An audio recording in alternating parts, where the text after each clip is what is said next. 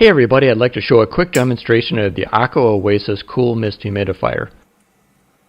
This humidifier works great and is super quiet, so you can run it in a bedroom without ever hearing it at night.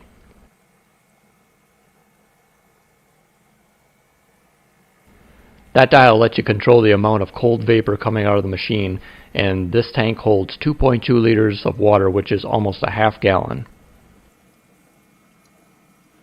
It automatically turns off when it runs out of water and displays a red light.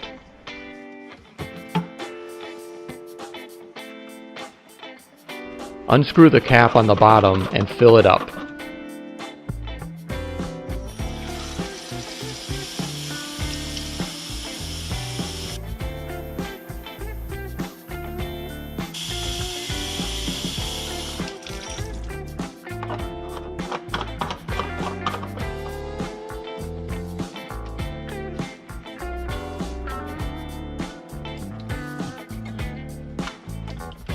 Put the tank back on the base and let the water settle in the machine for a couple of seconds before you turn it on to let it know the tank is full again.